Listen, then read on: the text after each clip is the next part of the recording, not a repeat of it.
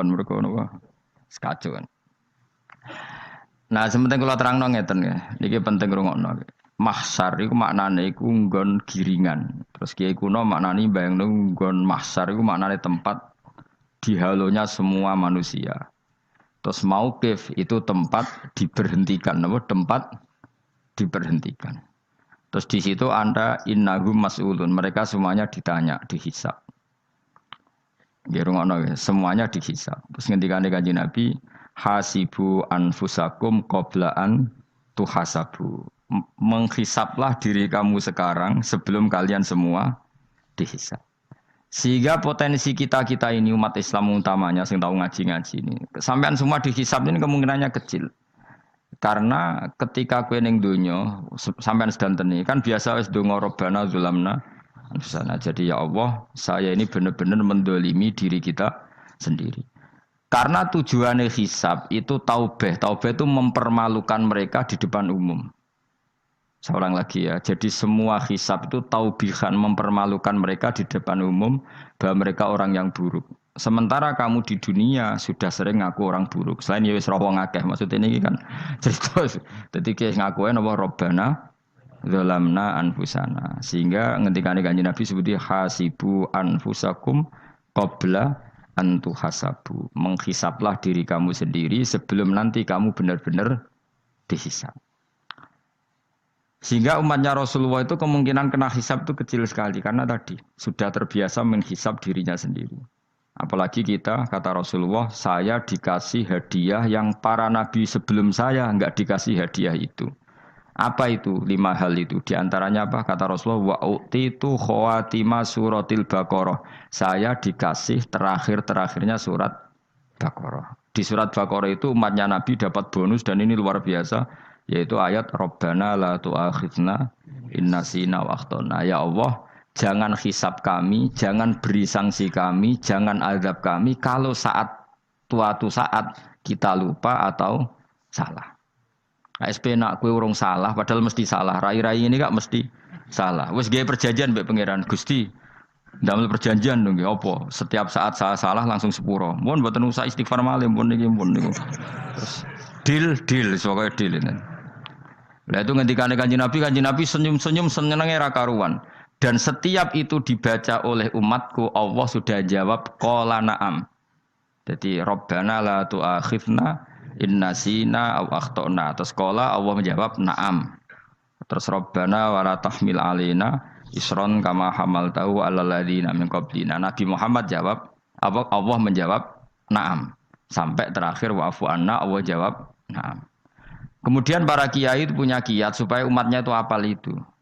Terus jadi bahan tahlil itu masalah ya. Faminhum ya faminhum. Sing tahlil ya ora paham, sing kritik ya ora paham. Alhamdulillah itu mesti padha-padha ra kena hisab. Mergo padha-padha ora napa? Paham. Jadi ora ono barokah kaya goblok wis barokah tenan. Mergo sing lakoni ya ora paham, sing kritik ora paham. Jadi kalimat yang di akhir surat Baqarah itu adalah termasuk hadiahnya Rasulullah yang tidak diberikan pada Nabi sebelumnya. Ini apa ini? U'titu khawatima suratil Baqarah. Saya dikasih akhir surat Baqarah. Gini ku setiap doanya umat Nabi Allah jawab napa? Na'am. Jadi ya Allah la tu'akhidna, jangan kasih sanksi kita innasina au akhtana. Allah jawab na'am. Itu satu. Terus kedua, umatnya Nabi itu kalau dosa itu tidak perlu prosedurnya harus istighfar. Banyak amalan yang menjadikan diampuni. Misalnya kafaratul majlis itu lafadznya enggak istighfar. Subhanakallahumma bihamdik misalnya. Dan banyak imatatul adza anit thoriq. Misalnya Nabi pernah cerita ada seseorang yang nakal, kemudian gara-gara menyingkirkan duri di jalan yang ganggu orang lewat, kemudian Allah memaafkan. Ada yang dimaafkan karena ngombeni anjing, macam-macam. Kemudian ngombeni santri, macam-macam. Sehingga potensi kita dimaafkan itu tinggi sekali karena ada sekian amal yang itu menjadi sebab ridhanya Allah Ta'ala. Malah kalau dalam dunia wali itu ada seorang wali mau ngarang kitab, kemudian tintanya itu diminum lalat, dia membiarkan tinta itu sampai lalatnya sampai kenyang, kemudian gara-gara itu dimaafkan oleh Allah Subhanahu Wa Ta'ala. Banyak sekali. Sehingga potensi kita dimaafkan tinggi. Terus turu dadi orang ngrasani wong enggak macam-macam lah. Iku ya insyaallah disepuro pangeran. Dadi ana wali dadi wali mergo kakean apa? Turu ditakoki, "Kenapa kowe kok turu wong wali? Mboten siap roh donya, Gusti." "Kenapa?" "Donya wis rusak tok, patok mboten roh, Gusti." Lah iku ya mari swarga napa? Ya swargane wong turu ya kira-kira tok. Tapi jadi umat Nabi itu luar napa? Luar biasa. Makanya saya yang heran nih kalau ada orang alim bikin gerakan terlalu tenanan itu keliru, biasa mawon. Turu ku ya ibadah, wae agar gak zina, gak maling, wae agar gak nglakoni dosa gedhe niku sanggep ae napa? Ibadah. Karena tadi Rabbana la tu'akhidna in nasina wa akhtana. Terus Allah jawab nah. Sehingga kiai-kiai itu takut orang itu lupa terus dimodifikasi sedemikian rupa jadi wiridan. Tapi alhamdulillah kok banyak yang kritik. Jadi ya biar seimbang no. Seimbang apa alam demokrasi. Jadi kalau lagi kecewa mbek sing kritik mergo insyaallah rapati paham masalah usul ini. Karena satu-satunya cara supaya orang paham tuh pancen yo dijak latihan bareng-bareng. Gak ngono wis malah ra paham blas. Ya tapi tadi ya semua itu resiko. Zaman Nabi Sugeng nak ana ibadah sunat dilakoni terus, Nabi yo duka, kuwatire dianggap wajib. Tapi nak ora dilakoni blas Nabi yo duka, wong sunat ora tau dilakoni. Jadi sudah alhamdulillah sekarang ana sing ngritik, ana sing setuju biar seimbang no. Wong padha ora pahame wae napa? Padha paham. Padahal makna ayat itu luar biasa. Rabbana la tu'akhizna in nasina wa akhtana. Terus kedua, Rabbana wala tahmil alaina isran kama hamaltahu alal ladzina min qablina ya Allah. Jangan beri beban kami sebagaimana engkau memberi beban kepada orang sebelum kami. Dulu itu kalau ada orang yang salah, itu harus dibunuh oleh orang yang tidak salah. Liyaqtulal bari minkum al mujrima. Supaya yang tidak salah membunuh yang salah. Sehingga ketika umatnya Nabi Musa menyembah anak sapi, ijel itu, apa kata Allah? Fatubu ila bari'ikum faqtulu anfusakum. Kamu syaratnya tobat harus saling membunuh, yaitu orang yang terbebas dari dosa itu membunuh yang tidak dosa. Masyhur itu. Terus Allah mengirimkan mendung yang pekat, terus gelap. Ketika gelap itu yang al-bari yang enggak dosa mengeksekusi yang dosa. Sekarang kan enggak, paling tangkap KPK. Berarti penjara mulai suka, sisa korupsi akeh. Jadi penak lah pokoknya zaman akhir itu penak. Pemenang saiki KPK ini mulai disoal, jadi aman lah. Sebuah sing bener di saja nih ya sing bener ya pangeran. Misalnya rasa KPK lah nak takwa ya rasa korupsi. Kalau KPK dilemahkan nanti yang korupsi marah. Lah masih orang KPK lah nak di pangeran kan ya aman karena korupsi. Kowe aneh-aneh wae. Kowe wong mukmin kok bakas ngono. Kowe sementing iku nak kowe wedi pangeran kan ra usah polisi, ra usah KPK wis tetep ra usah dosa wong wedine mbek pangeran. Nah, kecuali ra usah pangeran ateis lha iku masalah. Ya, tapi kan omongan ini gak populer, padahal bener. Nah, aneh. Jadi karep pemilu ngene, terbebas korupsi nak ono KPK, urip makmur nak ono menteri kemakmuran.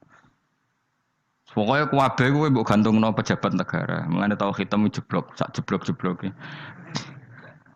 Misalnya rasa sejahtera, sare menteri sosial harusnya gini-gini. Ngono korupsi salah KPK. Ngono ono ra keamanan salah polisi. Senengane nyalahno wong. Gue sekali-kali nganggo tauhid. Nek ana adab iku mergo dosa yang sudah kelewat. Ya tapi kan gak mungkin ngomong bernegara gitu. Tapi atas nama iman bahasa kita seperti itu. Kalau atas nama bernegara emang kita butuh polisi, butuh tentara, butuh KPK. Tapi atas nama iman ya tadi kalau kita diberi sanksi Allah itu rata-rata dari bima qaddamat yadaka itu pasti ada salah yang pernah Anda lakukan. Ya, tapi sudah lah ini zaman sudah seperti ini. Sanut ya, anut umumnya wong akeh. Kalau terang nomale masalah hisab ya. Hasibu anfusakum qabla antu hasabu. Kamu menghisaplah diri kamu sebelum kamu dihisab. Misalnya saya sebagai ulama, tentu hisab terberat saya itu kitmanul ilmi, menyembunyikan apa? Ilmu. Karena ilmu kalau disembunyikan tuh bahaya sekali. Bayangkan di alam fisik. Misalnya ada orang berkebutuhan pada kemaksiatan, terus di situ ditulis bar, karaoke misalnya. Orang bisa ke sana karena ada tulisannya, ada WA-nya, ada alamatnya. Kemudian ketika Anda bisa Fathul Qorib, tidak ada tulisannya. Harusnya Anda juga nulis ahli Fathul Qorib. ahli Fathul Mu'in. Nah, atau ahli Jaljalut tulis saja. Ahli Primbon. Enggak apa-apa tulis saja. Penerus Ronggo Warsito tulis saja. Zaman gendeng arah melok gendeng ra keduman tulis saja. Tapi barokahnya tulisan itu kan orang bisa tahu. Makanya kenapa banyak orang sufi yang sudah menyembunyikan diri warnanya nakal-nakal karena dia disalahkan Allah karena menyembunyikan ilmu. Saya itu orang yang senang tertutup kecuali masalah ilmu. Saya mau mengajar terbuka seperti ini. Karena tadi awal dari dikenalinya kemakrufan adalah dimaklumatkan. Awal dari dikenalinya keburukan juga karena dimaklumatkan. Betapa celakanya kalau kemungkaran dimaklumatkan sementara kebenaran tidak dimaklumatkan. Makanya Mbah Mun itu sampai berfatwa, Mbah Mun guru saya itu. Nak ono masjid ra ono menawarane Mbah Mun duka. Masjid kok ora ono menarane, wajib ono. Dulu saya iskal, kenapa menara jadi wajib? Tapi setelah saya tambah angan-angan, secara fikih jelas tidak wajib. Tapi coba bayangkan, misalnya ada bar, lampunya tinggi, orang dari jauh tahu itu bar, sehingga kalau mau maksiat misalnya ingin ke sana. Sekarang misalnya masjid gak ada menara, ada orang ingin sholat, ono masjid tahu orang. Tapi baru kayak ada menaranya kan, tahu. Intinya semua kebaikan itu harus dimanarohkan. Makanya manaroh itu dari kata nur, dimenarakan, dari kata nur, dari kata dicahayakan, dimaklumatkan. Sehingga mulai dulu lama itu meskipun humul itu menyembunyikan diri. Tapi kalau masalah ilmu mereka membuka diri. Loh, coba kalau misalnya ngaji seperti saya ini, saya tidak terang-terangan jadi orang alim. Sebetulnya nggak baik. Kalau kamu ujub, sombong, aku orang alim itu tidak baik. Tapi kalau kita kan tidak karena ujub tadi, harus memaklumatkan. Coba berapa bapak-bapak yang tertolong nyari bidan ketika istrinya hamil. Gara-gara tulisan karena yang nolong itu. Bidan. Ya kan? Dokter gigi. Atau kalau enggak dokter, ya ahli gigi. Ahli gigi itu yang dipasang tanpa medis itu. Tidak kamu menjadi tahu karena apa coba? Tulisan. Tapi kenapa kebaikan tidak seperti itu? Harusnya sampean itu tulis saja. Misalnya sampean enggak alim saja, maklar orang alim. Siap menyalurkan ke tempat-tempat orang alim. Coba TKI tenaga kerja itu. Mereka tahu Korea, Hongkong karena tulisan penyalur tenaga kerja. Tulis saja rumah kamu penyalur ke orang alim. Nanti antar ke berduaan. Ada orang tanya, maksudnya gimana? Kalau butuh orang alim, tak antarkan. Oh ya sudah, itu kalau se-Indonesia, itu luar biasa. Jadi yang ngajinya dulu Fathul Qorib sampai bab sholat itu saja. Ahli Fathul Qorib sampai bab sholat. Tulis saja dalam kurung pemahaman pas-pasan. Enggak apa-apa. Lo coba dokter itu kan fair. Kalau ilmunya pas-pasan tulis dokter umum. Kalau dia merasa pinter dokter spesialis. Dan itu menjadi orang tahu. Tulis saya kan ke ahli saraf. Nah, lo buatan guyon itu betul. Makanya saya ini termasuk orang yang menyembunyikan diri. Tapi kalau bab ilmu enggak. Sehingga nyun sewu saya tidak sombong banyak gus-gus alim yang ngaji saya Jamul Jame, ngaji Mahali. Padahal itu kitab tersulit di pondok. Tapi gara-gara saya sering cerita, saya pernah ngaji Jamul Jame sama Mbah Mun. Saya pernah mentakriri kitab ini, kitab ini. Nya banyak yang ngaji saya. Kalau tanpa itu kan mereka tidak tahu. Ya sampean enggak apa-apa kalau menyaingi saya. Tulis saja di rumah kamu ahli Jamul Jame. Barang diparani ahli apa? Ahli jilid. Maksudnya kalau kitab kamu rusak bawa sini. Ya enggak apa-apa. Nah, sehingga syarat utama jadi nabi itu sebetulnya memaklumatkan diri. Ya saya ulang lagi. Pertama nabi jadi nabi syaratnya apa? Memaklumatkan diri. Sehingga pertama beliau jadi nabi naik gunung Sofa, kemudian ya maksara Quraisyin halummu ilayya, wahai orang Quraisy ke sini. Terus Nabi mulai manggil satu-satu, ya Bani Abdi Amanaf ke sini, ya Bani Fihir ke sini. Terus saya ini adalah An-Nadhirul Mubin. Saya sekarang diangkat jadi Nabi. Terus Abu Lahab marah-marah, tabban laka ya Muhammad alihada jama'tana. Muhammad kamu itu orang sial, kita enak-enakan tidur gara-gara kamu manggil kita datang. Ternyata hanya untuk urusan seperti ini. Makanya terus ada tabat yada abi lahabi watab. Tapi yang iman kemudian tanya, Muhammad kalau kamu setelah jadi Nabi, misinya apa? Saya diutus Allah untuk kamu menyembah Allah, tidak boleh menyekutukan Allah. Dan Allah memerintahkan kamu afaf. Afaf itu meninggalkan zina, meninggalkan maling, gini-gini. Coba kalau Nabi tidak memaklumatkan diri. Jadi Nabi sekelunak-kelunus. Ketemu wong monggo nggih. Ada tembu dia nggih. Sengerti nak Nabi ku sapa? Sehingga orang-orang yang humul, yang menyembunyikan diri itu di bab ulama masalah besar itu. Karena ciri utama dosa adalah kitmanul ilm. Makanya Nabi sidik amanat tabligh fatona. Tabligh itu lawan katanya apa? Kitman. Makanya saya ngaji di mana-mana. Saya di Jakarta ngaji, di sini ngaji, di Pasuruan ngaji. Harus dimaklumatkan ilmu. Dan kalau ada orang tanya ya tak jawab. Saya tuh kitab yang paling aneh di pesantren, misalnya yang mulai aneh lah, gak Jamul Jami'. Saya sampai sekarang masih ngajar Jamul Jami'. Kitab yang aneh. Macane lagi roh judulnya pusing. Jamul Jawami', kumpulane pira-pira kumpulan. Jadi ilmu apa ae ana ning kono. Sing gak ana ilmu dukun, mboten enten. Ilmu carane bodoni ya ora ana. Ning kono mau carane mlebu swarga tok. Mulane potensi kula mlebu swarga itu tinggi sekali. Cara sing model piye duwe. Dadi Jadi cara sing model piye duwe. Jadi cukup banyak napa? Cara. Sampe nek duwe cara sitok ora mesti kula nu gak ada cara kathah. Dadi nek dari cara iki mentok ganti cara iki mentok. Ya terakhir paling gampang itu cara nganggo fadhole pangeran. Iku kena mbok tiru. Pokoke mbok swarga nganggo fadhole pangeran. Masalah utama kita sebetulnya itu. Makanya saya tidak pati cocok sama orang sufi itu. Kebenaran itu harus dimaklumatkan. Sementara orang sufi itu ingin menyembunyikan diri. Itu kalau untuk yang alim itu tidak bagus. Wong kita saja tahu itu dokter atau bidan karena tulisan. Ini bidan, ini dokter. Dan mereka jujur, dokter umum, dokter spesialis. Loh, coba misalnya di kota, kamu tulis saja penyalur kebaikan.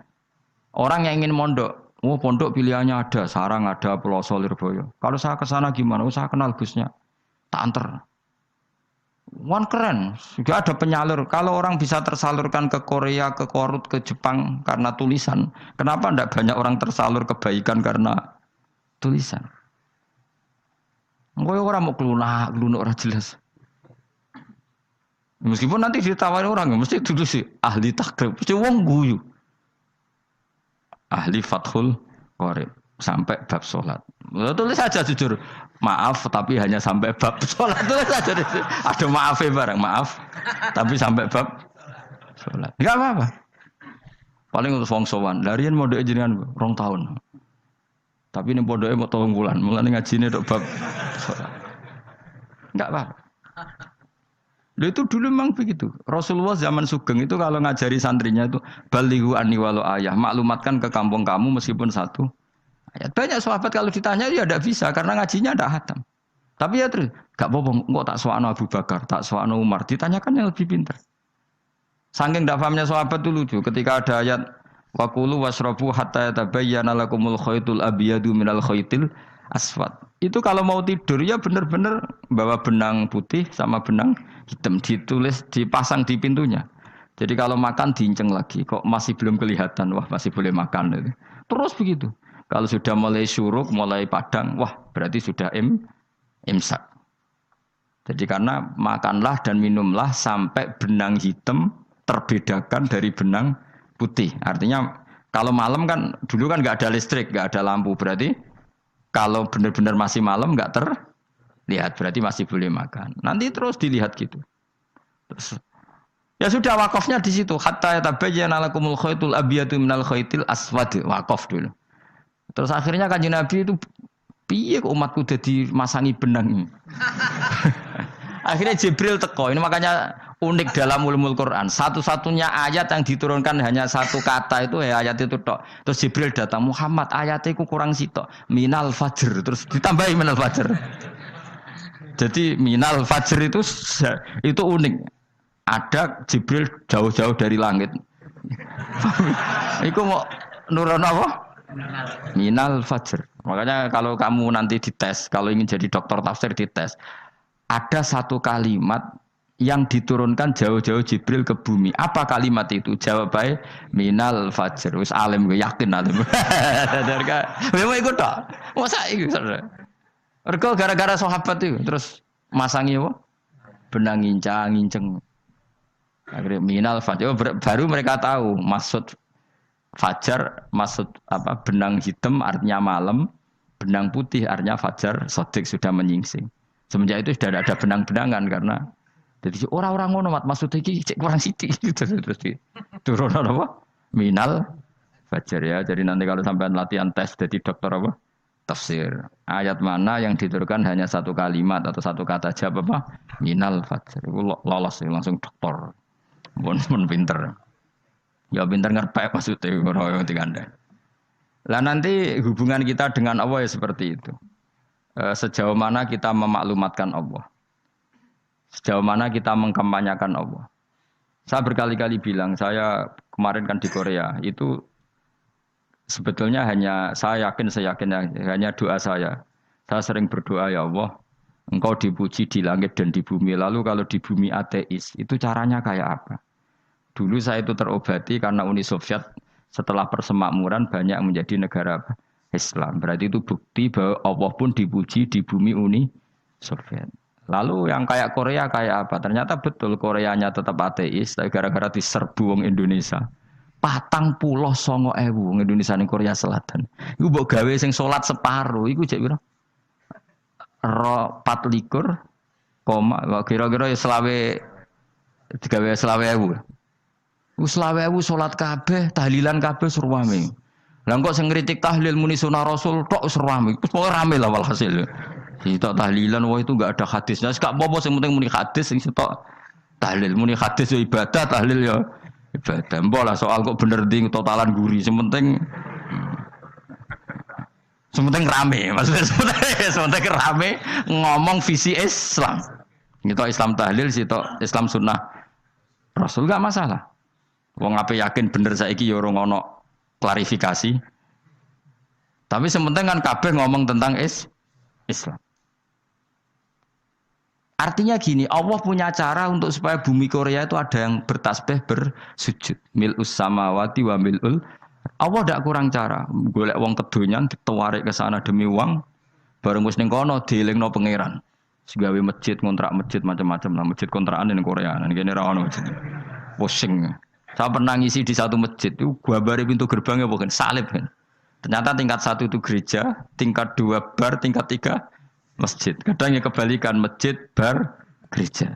Satu gedung. Jadi malaikat saya tidak tahu lewatnya gimana itu kan. Enggak tahu itu cara lewat gimana karena malaikat bagian rahmat itu enggak bisa dia lewat salib. Tapi dia harus menulis ganjaran yang sholat. Enggak tahu saya lewatnya dari mana karena itu.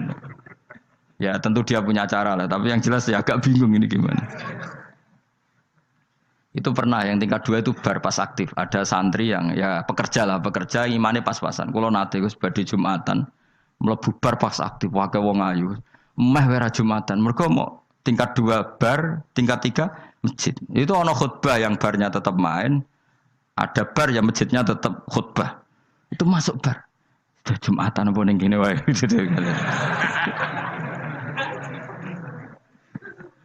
Akhirnya ya di situ beberapa menit terus ada komat Jumatan. Dosa ta Gus ini. Ya aku muni. Ya segelem Jumatan ku apik. Wong mesti dilakoni kok takok dosa ta Gus. Oh raimu kadung lakoni kok takok. Artinya gini, Allah punya cara untuk menyebarkan Islam di Korea. Sama seperti Allah punya cara untuk menyebarkan Islam apa? Di Indonesia. Dulu orang Gujarat, Punjab, ya sejarah ini menurut saya ya tetap sebagiannya benar. Meskipun tidak seluruhnya benarnya sejarah Islam masuk Indonesia rata-rata orang kan menulis pedagang Gujarat, India ke Indonesia dagang karena mereka mukmin akhirnya juga menyebarkan apa? Islam. Itu jelas nyata. Meskipun tidak semuanya seperti itu karena ada yang dibawa Yusuf Baros itu yang muridnya Sayyidina Ali itu. Terus juga ada yang dibawa beberapa habaib dari Yaman langsung ke Indonesia. Kayak yang di daerah Tuban itu kan langsung habib-habib dari Samarkand langsung ke mana? Tuban. Makanya saya bilang sejarah itu semuanya benar. Karena memang variasi masuknya Islam di Indonesia itu banyak. Jadi itu enggak masalah. Sampai niru sing kedunyan mawon sing luwih gampang napa? Lho nggih to, kayak Jakarta itu kan kota kayak gitu. Baru kayak wong kedunyan orang ke Jakarta semua. Gara-gara tahu mondok pedutan tadi ahli Fathul Qorib tadi yang sampai bab sholat Terus bikin masjid. Iku coba takoki faraid terang ora iso. Pemene takoki muamalah terang ora iso, tapi nak trimo carane salat sing batal apa ngentut roh. Aduh aduh. Ilmune kok roh nang nganti bab iku jek roh. Sing batal salat apa jek roh ngentut nyekel wong wedok jek roh. Tapi mbok aja takoki sing detail apa? Detail. Cara mengenali kiblat dengan hisab ya marosdil kiblat wis ora iso. Atok nganggo komputer delok. Nganggo jam nganggo kompas. Padahal ana ilmune ya marosdil apa? Kiblat di bulan tertentu, hari tertentu itu nanti matahari tepat di atas Ka'bah. Serang arah iso, nak ngono-ngono niku serang arah iso. Ya saya ulang lagi ya. Jadi kesalahan kita adalah kebenaran itu kita sembunyikan. Padahal awal dikenalnya Islam itu lewat i'lam. Fasda bima tu'maru. Kebenaran harus dimaklumat. Tapi problemnya Islam Indonesia tuh kadang humul tuh bangga. Enggak dikenal orang itu bangga gini. Oke lah, kalau yang enggak, saya sendiri ya suka humul. Sampai sekarang saya suka humul. Saya sampai sekarang enggak suka tamu. Bukan karena benci tamu, ribet. Maksud saya kalau sowan kiai ya ngaji saja, ora usah sowan. Oh ribet. Lalu lucu kan, seneng Gus Bak jare wong alim. Terus senenge mau sowan tok ngaji ra gelem iku piye karepe? Wong kok aneh. Iku berarti kalau karo kowe seneng dokter, di konsultasi obat ra gelem tapi ngajak jagongan. Dok, jenengan tiyang pundi? Jenengan manggen dalam mriki mulai tahun pinter. Lah ya kowe takok dokter kemalan. Mestine kowe takok laram apa, obate apa kok malah kenalan. Pindah Jogja tahun pinten, Dok ya. Dan jenengan kawin mriki tahun pinten. Lah jare Gus Bae wong alim kok sowan ngono. Jenengan kelahiran tahun pinten, Gus? Zaman dinosaurus. Wong alim kok takoki lahire iku piye karepe? Sesuk tak gak takok pisan matiku kapan, Om. Coba betapa naifnya kita kalau kita suka dokter, terus kemudian kamu takok dok kelahiran tahun pinten jenengan. Aneh gak? Nak kowe seneng dokter mergo mau konsultasi berobat ya ngomong saja apa yang kamu butuhkan. Nak kowe seneng wong alim yo ngaji titik. Nah kowe misalnya seneng artis, delok konser artisnya takok kelahiran tahun piro. Gak penting artis ayu mbok delok seneng wis sudah gitu aja. Ora wong alim yo ngono ngaji seneng. Ini kadang wong Jawa lucu, seneng wong alim sowan terus takok-takok. Waneh, iku dudu obatno ngono, yakin. Maksudnya bu sing profesional maksudnya sing rontok bener sithik lah dadi wong. Aja bener nemen-nemen gak mungkin wis pokoke bener sithik-sithik. Makanya kemarin ngaji apa Nasaihul Ibad kan gitu. Mujalah satu ulama artinya apa? Fi majlisil ilm ketika ngaji, ora kok mujarah satu ulama utawa sowan matekno wong ngene tejo. Duh. Kula termasuk kiai yang kampanye ini. Soalnya termasuk kiai terkenal tapi sing tamu kula rapati kathah. Iku aja akeh masyaallah tenan wis. Duh. Muga-muga rodok tobat sithik-sithik lho maksudnya. Maksudnya ya sudah lah. Ya tadi hubungan wong alim ya sudah ngaji. Kalau hubungan sama dokter ya tanya konsultasi apa? Medis. Kan lebih enak. Hubungan mbek dukun wis takok wis. Mbah niki menyangking pundi. Kok jenengan dermemel nglafadzno apa sing kalimate sing jelas kan apa nak dermemel mandi nak jelas kok ora mandi ku piye takono aku ya guru pun mbek dukun wong kalimate ra jelas kok mandi nak jelas gak mandi mergo nak jelas kita bodoh ini ayo guru men mantra iku mesti gak wae rungokno tenanan kalimate terus ra jelas dukun-dukun dulu. Kok mandi, nak jelas malah mandi. Mandine tenan ora ya ora. Ya saya ulang lagi ya. Jadi sebab itu di Quran sering ada kata i'lamu, kenalilah, ketahuilah. Jadi awal dari agama ini adalah harus tahu. Maka menyangkut harus tahu ini lalu Allah bikin media. Media itu apa saja. Tapi lalu kita bisa berdebat tentang media. Itu yang kita tidak tahu nanti hisabnya di depan Allah Subhanahu wa taala. Saya sampai sekarang itu nggak tahu, nggak pernah bilang halal, nggak pernah bilang haram. Misalnya gini ya buat ini dengerinnya. Di Korea ini sering teman-teman cerita. Ada beberapa majikan yang baik sama umat Islam, yang pekerja-pekerja Muslim. Itu kalau dipamiti sholat kan, Pak majikan saya mau sholat. Sholat itu apa? Mereka bilang dengan bahasa analogi di Korea. Pokoknya sholat itu sembahyang. Ketika sholat itu ditanya sama orang Korea, loh kamu itu sembahyang kok tidak ada patungnya? Karena pengetahuan mereka yang namanya sembahyang itu ada patungnya. Ada yang baik, apa sekalian tak belikin patung? Jadi wong Islam pas sholat tuh didelok ngarepe dhuwure kok gak ono patung. Ono sing ape sujud tuh digambarno salib. Mergo dekne denger-denger kalau karena tidak tahu Islam itu apa. Sementing ada personifikasi Tuhan. Ada lagi ini yang agak ngeri. Ada pegawai Garuda karena dia agak terpelajar waktu sholat dia sholat sama krunya di mall. Itu langsung security mall nelpon polisi. Ini ada ritual teroris kata. Jadi sholat itu dianggap mukadimah sebelum ngebom. Jadi ritual. Pertanyaannya adalah karena mereka tidak pernah ngerti sholat itu kayak apa. Dan kadang-kadang orang ngerti bahwa sholat itu adalah ritual umat Islam itu lewat media. Media itu bisa berita, bisa dokumenter, bisa apa saja. Kita tidak pernah tahu cara Allah mengertikan. Seperti kita tidak pernah tahu madzhab Mu'tazilah, tahunya itu dari kitab-kitab ahli sunnah wal jamaah. Coba kita semua misalnya tahu madzhab yang aneh, Mu'tazilah, Jabariyah, Qadariyah, itu dari kitab mereka apa dari kitab ahli sunnah? Dari kitab ahli sunnah. Maka bisa saja informasi keburukan itu dari orang baik dan informasi kebaikan dari orang buruk. Kita tidak pernah tahu. Karena ini yang bisa ngelola hanya Allah Subhanahu wa taala, tidak bisa, kita tidak bisa, hanya Allah yang bisa.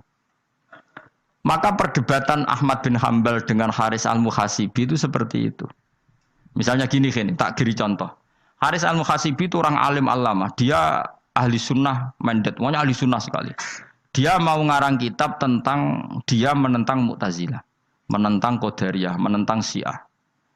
Terus setelah mau ngarang kitab, ditanya sama Imam Ahmad, ya Haris, kalau kamu ngeritik Mu'tazilah, awalnya gimana caranya kalau ngarang kitab?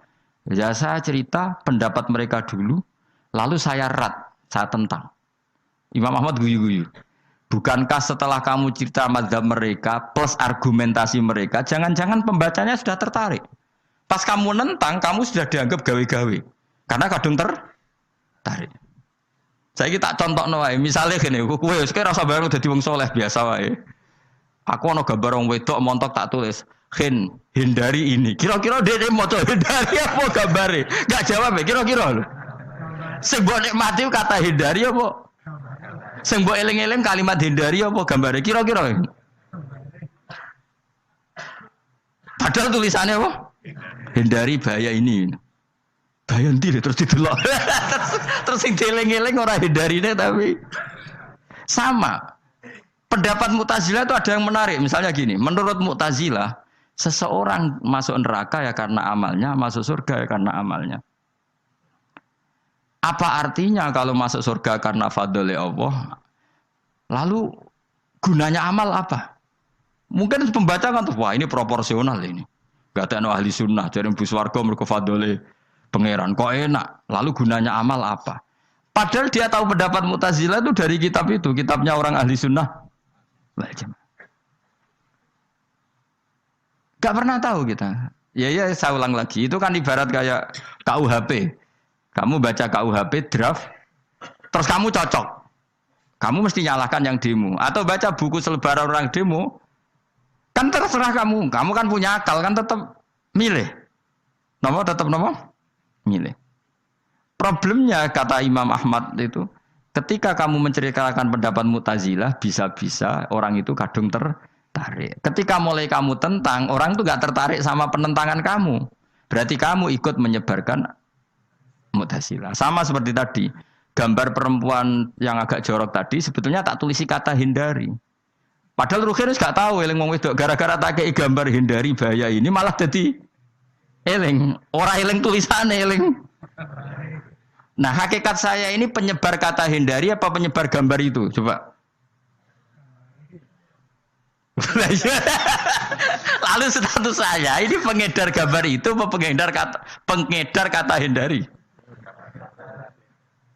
Iya yang mengedarkan kata hindari tapi yang mengedarkan. Nah sama sekarang pertanyaannya, kalau kamu ngarang kitab anti Mu'tazilah itu sebetulnya pengedar mazhab Mu'tazilah apa penentang? Ya pengedar juga karena umat tahu dari kitab kamu. Dong toh. Lah ya mulane ku dadi perdebatan, mergo kaya iya kaya ora.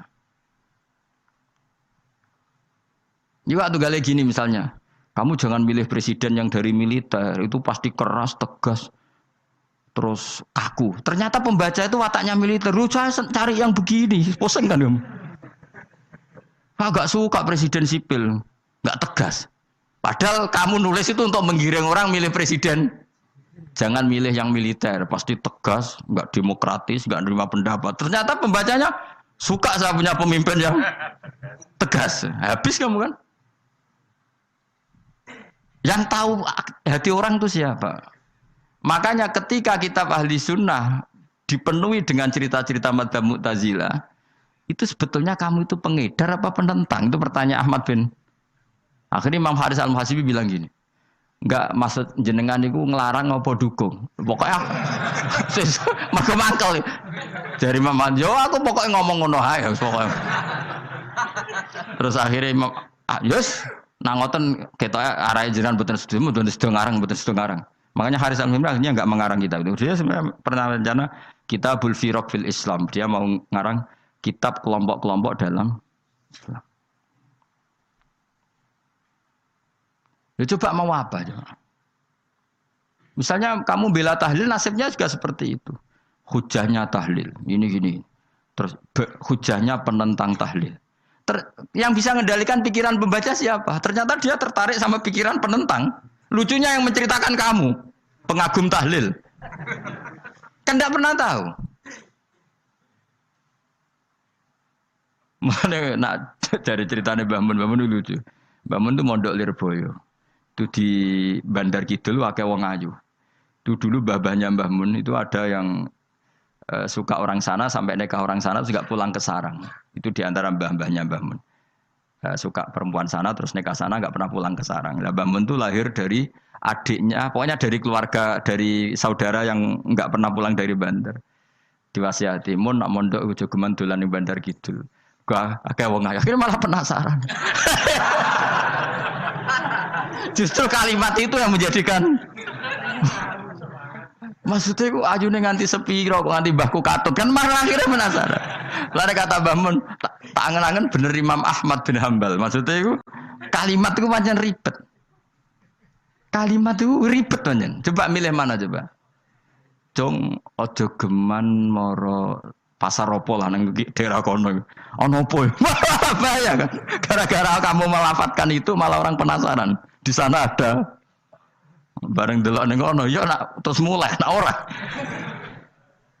Nah, makanya pertanyaannya, pengarang buku juga kena hisab karena sebetulnya apa yang dia tentang orang lain menjadi tahu karena ceritanya dia.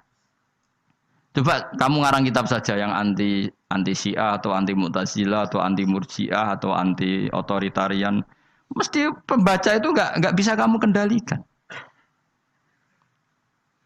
Nah, itu juga rawan hisab. Makanya berat. Makanya walatus alunna yauma idzin anin naim. Semua itu nanti dimintai tanggung jawab oleh Allah Subhanahu wa taala. Karena kita tidak pernah tahu. Akhirnya Haris Al-Muhasibi gak ngarang kitab. Imam Ahmad itu tidak punya karangan kecuali riwayat Musnadu Ahmad bin Hambal. Kalau ada 14 juz. Dia tidak punya karangan. Ketika ditanya, saya takut membuat hal baru dalam Islam. Karena karangan itu kan mesti melogikakan hukum. Sementara Allah tuh kadang nggak butuh dijustifikasi seperti itu. Jadi cara kitab usul fikih ini, sama tak bedai. Mungkin nggak Allah menyuruh kamu ngangkat gunung Merapi tanpa alat? Nggak, jawab saja. Latihan pinter. Mungkin nggak Allah menyuruh kamu disuruh ngangkat gunung Merapi? Mungkin nggak? Mungkin apa enggak? Nah, itu ulama usul fikih berdebat. Ada mengatakan tidak mungkin. Karena Allah tidak akan memerintahkan sesuatu yang tidak dimampui mukhatab, yang tidak dimampui manusia. Masuk akal.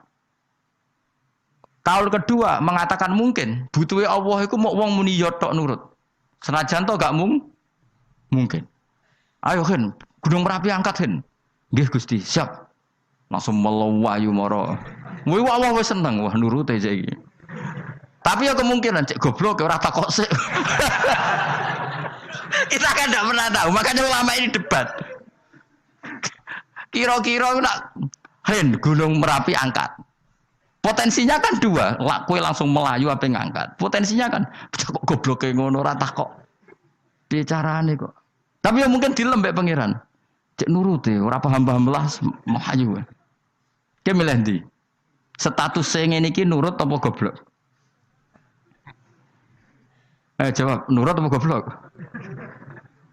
Ya nurut goblok. Ya aja ngono lho. Kita ndak pernah tahu. Mulane tetep pada akhirnya kita itu wa in adri. Kita tidak pernah tahu. Tapi kita tahu bahwa semua ada hikmahnya. Makanya kadang orang alim itu bilang saya alim, kadang bilang saya tidak tahu. Maksudnya kita tahu Allah memerintahkan pasti ada hikmahnya, tapi kita tidak tahu maksudnya apa. Ya sudah seperti ini. Akhirnya dunia ya sudah seperti ini. Ya kadang ngerti, kadang nggak ngerti, ya sudah biasa ya. Kalau gue tak tahu sesuk isih urip to ora. Gue jawab ya. Muni ra roh iku nyatane yo koyo roh. Muni roh yo ora roh nak mati. Mulane sudah.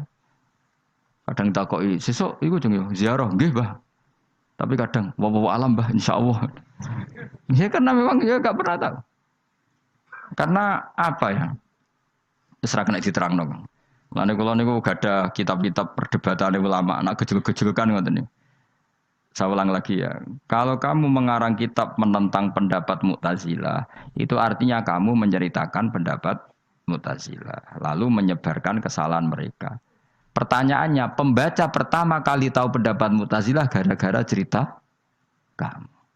Itu sama, pembaca tahu gambar perempuan gara-gara edaran kamu. Meskipun kamu menulis hindari, tapi kan menjadi tahu. Kamu berarti penyebar kata hindari apa penyebar gambar? Apa penyebar kata hindari? Itu ibarat kayak gini, ada anak kecil baru umur SMP kamu, nak hindari narkoba. Bentuknya kayak ini loh, nak. Padahal anak kamu itu bakat soleh yang nggak terlintas narkoba. Gara-gara buat cerita ini menjadi tahu. Sekarang omongan iku dihisap tahu orang menjadi tahu gara-gara kamu. Tapi kamu nggak ngandani, takut anak kamu kejebak narkoba, milih mana? Bingung tau ke? Wingi-wingi ra bingung, ora tau mikir. Maksudnya ya terus. Aku ya gumun, wong ora tau mikir ya do urip. Jadi ya sudah. Ya angel pancen urip ya angel. Mulane ngaji, mulane ngaji. Ngaji minal fajr. Minal fajr. Itu satu-satunya ayat sing turun mok sak kalimat. Dadi ora sak ayat mok sak kalimat, sak kata kalau dalam bahasa Indonesia. Mun kula terusno. Oh, masalah yamin iki kula terangno. Yamin itu maknane arah kanan. Arah kanan maknane arah yang dikira benar. Jadi orang Arab bilang kalau sesuatu benar itu disebut kanan. Mulane ashabul yamin. Tapi kalau orang salah disebut ashabus simal. Jadi sebetulnya itu bahasa-bahasa, ya memang bahasa Arab seperti itu. Partai kanan berarti benar. Kalau partai kiri salah. Tapi sekarang katanya ada wasatiyah, tengah-tengah. Ya saya malah bingung tengah ning ndi. Tapi nah istilah Al-Quran itu jelas ada yamin, ada simal. Tapi kalau wasat itu bahasa sosial. Tapi ya sah. Bahasa itu juga sah. Wong napa sebut ini ummatan wasatol litakunu syuhada'a napa wa kadzalika ja'alnakum ummatan wasatol. Mun kula terusno, jadi arah kanan itu maknanya apa? Arah yang benar. Makanya disebut ashabul yamin. Kalau salah disebut ashabus simal. Innakum ladzaikul adzabil alim. Innakum satamne sira kabeh. Fihi tetep dawuh, fihi ku tetep ing dalem dawuh innakum. Iltifatun ana iltifat. Iltifat iku ngerubah redaksi. Mau kan tentang hum itu dhamir ghaib, tapi sekarang jadi dhamir mukhatab. Ladzaikul adzabil alim. Yektine wong kang bakal nyeksani, bakal ngrasakno siksa sing pedhi. Wa mutzauna lan ora den wales sira kabeh ilama kecuali perkara illa jazaa kecuali wales perkara kuntum kang ana sira kabeh tak malu nang nglakoni sira kabeh illa ibadah wahil mukhlasin kecuali kaulane Allah sing ikhlas. Jadi semua orang itu akan kena siksa kecuali kaulane Allah sing napa Ikhlas wis ikhlas pokoke enak-enak ibadah ikhlas mun nang ngandel kula ibadah paling nyaman ikhlas. Mulang ya mulang ae mergo perintah Allah. Cek murid temroh hake guru cek ora ban sak karep-karep wis pokoke mulang ya mulang ae. Kados kula nek pokoke mulang-mulang ae cek kira hakku ora urusan pokoke mulang wis. Golek ridane Allah ben sebeneng akhirat ra kakean hisab. Ribet mikir manusa ribet. Pemane mikir hak-hakmu ribet. Nuruti ora tau waras repot kabeh. Ben ngono dunya ben ngono. Nek dhekmu mesti dianggep ae urip sedina-sedina. Sing ngongkon bayangno urip suwi kuwi sapa? Wa amali akhiratika ka annaka tamutu khotan. Lan kula nek ndek 200.000 tak anggap akeh. Urip nganti sesuk dhuwit 200.000 cak akeh. Lah kowe bayangno dhuwit akeh bayangno urip nganti 20 tahun. Sing ngongkon bayangno ngono iku ya sapa? Jelas Nabi dawuh wa amali akhiratika ka annaka tamutu khotan. Kamu ngamal untuk akhirat seakan-akan mati be. Jadi misalnya aku digedingi wong sakmen aki, digedingi mau sewengi enteng sesuk wis mati wae. Jebule cek urip. Ya enggak bae cek sesuk. Kan mau sedina-sedina ngitunge apa? Mulane anggere ana panitia ngundang aku pengajian pusing. Aja mbok undang saiki aku mari bingung. Pokoke nek sesuk acara bengi aku kandhani. Mboten Gus ben ana kepastian. Kepastian mbahmu ora melok duwe donya men kepastian namanya. Wong ora tau ngaji tauhid to namanya. Pas, ya coba 2 bulan lagi disuruh bilang iya, ben ana pas. Sing iso ngatur donya sapa? Akhirnya, tapi ini ben ana kepastian mbahmu manusa sing iso nonton sapa? Pokoke nek acarane Senin, aku kandhani malam Senin, aku ana ya iso wae lunga. Gampang kan? Tapi kan jantungan. Akhirnya golek kiai serep. Alhamdulillah ras itu. Kados kula ngaji teng mriki wis pokoke umume iku akhir bulan wis ngono tok santai wis. Ya biasa wae. Ya pokoke urip ku anggap ae sedina wa amal li akhiratika ka annaka tamutu. Dan jadi misalnya damuk bojo ya ndang sedina. Sesuk wis mati apa. Boleh sesuk aja urip diwamuk meneh. Paling sedina. Wis sedina mati yes. Engko suwe-suwe ra aman apa? Aman. Aman. Wani urip ngono. Jadi daftar wali, tak warai ngono ora. Ikhlas ki ngoten carane ki salat ben nyaman. Ngendikane Rasulullah, "Sholli ka annaka sholatu muwaddi'in." Kowe nek pengen salat ikhlas, anggap bae iku salat sing terakhir dan kenangan terbaik kamu di dunia adalah tahu salat, tahu sujud. Juga salat tuh happy. Ya Allah ini sujud saat terakhir, ini rukuk saat terakhir. Seneng dadi salat. Salat ke ora. Sewante engko salat meneh. Sewante akhirnya awur-awuran. Mana kira dadi wali-wali aku. Krasa Kang, nek dadi wali ku ono ambune. Kita ora ono ambune semboyo. Maksudnya aku ora usah wali-wali papan atas, sing ringan-ringan ae, sementing ku bener. Jadi syarat wali wa amal li akhiratika ka annaka tamutu dan beramallah untuk akhirat kamu seakan-akan kamu mati. Bisa. Jadi misalnya diutang, tapi sahur jangan utang sahur ngawur sembrono. Contohnya aja utang, aja nak utang bahaya. Enak kan? Jadi kayak di masalah berat ya enteng. Wong urip mau napa? Sedina. Apa meneh nak kowe luwih wali meneh, ora nganti sesuk malah. Setiap saat aku iso mati. Berarti nak di masalah kan lep sediluk. Cuma masalah kowe permanen, bar mati tambah neraka. Lha kok aja sampe. Malah selawase. Lawas. Mulane masalah ning donya tok, ora usah sampe tok akhirat. Ojo. Nah, gue kan repot ngajajai gue. Seakan-akan mati besok. Pertanyaannya, apa setelah mati gak ada masalah? Ternyata tambah banyak masalah. Sebenarnya sementing ikhlas semua. Wa illa ibadah wahil mukhlasin. Jadi kalian semua pasti merasakan siksa dan akan dibalas kecuali mereka sing ikhlas. Mesti ikhlas itu aman. Illa ibadah wahil mukhlasin. Kecuali kawulane Allah sing napa Sawma ja'alna minal mukhlisin ya. Mungkin kalau jenengan sedanten termasuk yang sing napa ikhlas. Pokoke dilatih. Nara dilatih dipaksa. Pokoke luwatih paksa. Nggih Gus pokoke paksa. Paksa supaya sampean ikhlas. Ya wae misale kowe ngandalo pejabat ya mati.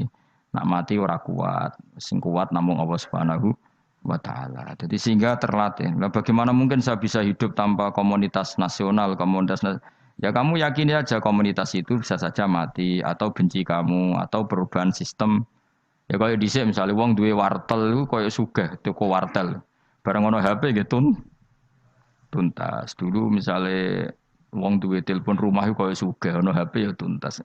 Jadi perubahan-perubahan ini menjadikan kita tidak percaya terhadap dunia ini. Mesti ora iktimat, ora tetanggenan mbek dunia ini.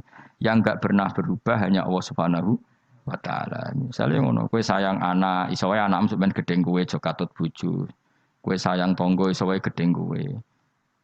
Utawa ana perubahan sistem sing dadekno kowe ra urip ning kono, misale kowe ndonga muga-muga disenengi wong bidukan, jebule kowe ditakdir urip di daerah lah. Enggak ada pernah tahu. Sing mesti abadi namung Allah Subhanahu wa taala. Semulane illa ibadah wahil mukhlasin. Kecuali kaula-kaulane Allah sing mengikhlaskan amal hanya krana Allah Subhanahu wa taala. Ail mukminina tegese pira-pira mukmin. Utai dawuh iki istisna mungkotion kang terputus. Zik dzukira jazaohum. Utawa ngene, dzikru jazaihim utawi nutur piwalese para al-mukhlisin fi qouli ta'ala ulaika lahum rizqum ma'lum. Ulaika te mungkon-mungkon sing ikhlas lahum tetep kedhe ulaika fil jannah rizqun utawi rezeki maklumun kang wis ditentokno bukrotan ing lembut besok wa asyan waktu sore.